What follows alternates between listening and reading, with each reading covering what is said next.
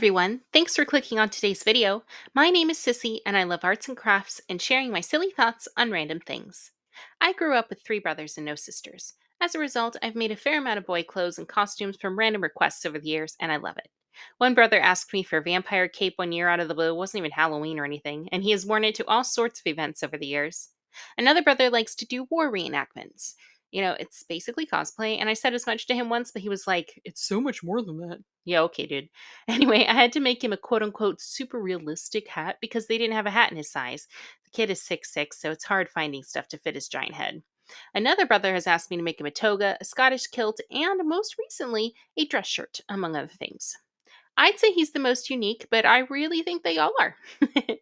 Anyway, what I'm working on today is not a request from a brother, but from a brother's coworker because I made these super cute Christmas pattern dress shirts. I think I showed them in another video. And a coworker of my brother liked the shirt so much that I am making him a shirt, which is totally cool because I usually don't get client requests unless I'm showcasing my wares at a local craft fair. I try to rotate around my local area as much as possible. So please enjoy this hopefully delightful shirt making background and let's get into today's topic. I thought to coincide with my background video today, I'd chat about sewing and my personal sewing journey. When I was a kid, I would watch my mom make me costumes for Halloween or for dance class, and I always thought it was super cool. My mom and my grandmother both sewed, and my aunt and great aunt sewed, so I was surrounded by incredible women who were all very talented. When I was, I think, about 10 years old, my great aunt volunteered to teach me to sew as I had gotten this kit to make my very own fabric doll and clothes. So, about once a week, I would go over to my great aunt's house and we would sew on, I kid you not, literally to this day, hands down, the absolute best machine I've ever sewed on. The irony is, it was this massive, heavy machine from, I think, the 70s, and all it did was a straight stitch. That was it. It wasn't fancy, it had no high tech things about it, but it was fantastic. Easy to use, super great. Man, I wish I had that machine. I started to enjoy sewing then, and after learning the basics from my great aunt, I went on to sew more and more. Basically, like knitting, I've learned a lot as I've gone along. And, I'm going to sound like an ancient person here, but I think kids these days really have some amazing technology at their fingertips to learn things. If I want to learn to do something specific, or if one of my sewing books aren't handy or don't have the latest information on, for example, tailoring a sleeve or something, I can very easily find a tutorial or a video or an article online to help explain this, and that is awesome. As a visual learner, I love to watch videos on how to do something, which helps me immensely.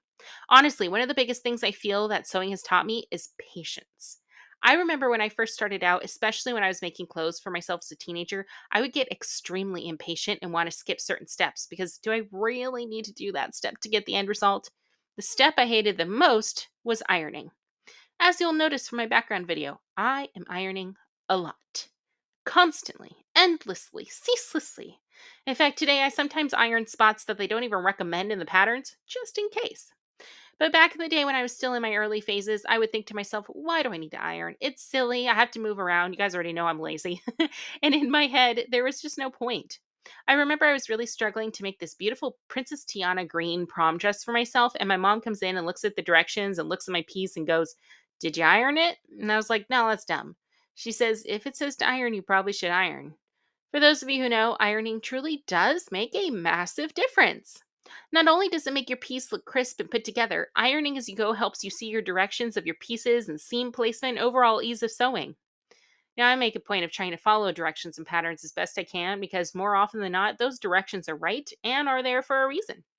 Again, like knitting or other hobbies I enjoy doing, I'm constantly learning and I strive to get to a point where I can make a piece look like it came off the rack at a store. But, like knitting or other things, I can get tired of sewing after a while. So, although it is my business, so I'm always sewing, I like to have other crafts and activities to do outside of sewing to keep my mind occupied. In my late 20s, I thought I had landed my dream job. I had the opportunity to become a costumer for a small local theme park, and I was told by the head of the department that I would have the opportunity to sew in addition to maintaining costumes in the park. I did, but I hadn't really fully understood a toxic workplace until I got there. The head of the department was a woman who changed her mind frequently, who would come into the room with a large warehouse space full of fabric and sewing machines. It was true paradise, or so I thought. And she would randomly scream and hurl insults at whoever happened to be in front of her at that moment. And then when someone wanted to quit, she would shower them with gifts so that they wouldn't leave. It was bizarre. And although I don't want to get too into it, I quickly realized why so many people would leave. When I first joined the team, there was one other seamstress there who whispered to me that the department's head's goal was to make every person who worked under her cry. Well, fortunately, I am a highly passive aggressive and stubborn person, so I have the good news to share that as far as I know, I am the only person who never cried in front of the department head. She tried. I did love the seamstress I worked with, though. She would do whatever the department head told her to do in tears, but she was excellent at her job. She taught me many more things about sewing, and I'm so happy I got to work with her. She taught me how to work with stretchy fabric like athletic wear or dance costumes, which is really difficult. I still haven't gotten the total hang of it, and it would help enormously if you have a serger machine, which is different from a sewing machine, and I don't have one, but I'm so thankful for what I did learn. I learned how to combine different pattern pieces to create the outfit you are envisioning. I learned how to properly measure a person, and that less is not always more. I also learned about good sewing machines and how different machines can be used for different projects. I currently own a brother and a heavy duty Singer. I love my Singer, and as you can see, I use it for most projects. The brother is handy though for delicate work. I don't know if it's because I first learned to sew on a fairly simple machine or what, but I love the simplicity in my Singer and how I feel like I have full control over my work. Plus, I like the heavy duty aspect as I can be a little rough on my machine sometimes. I wasn't at that quote unquote dream job for long. I think it was about a year before I had had enough and tried to get a meeting with human resources who told me to not even bother. They knew all about the department head, but they wouldn't do anything about her because, and I saw this firsthand, the theme park overall manager or whatever his title was would bring his own personal costumes. He was a drag queen on his days off to the department head to make and maintain and pay her under the table and have her work on them on company time. So, yeah, but whatever. I moved on and hopefully they've figured things out since then.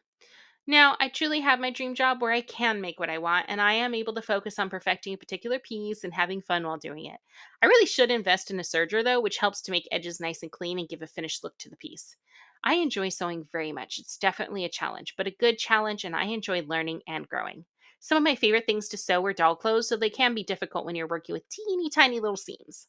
I also enjoy making tote bags for some reason. I don't know. I just really like bags, I guess.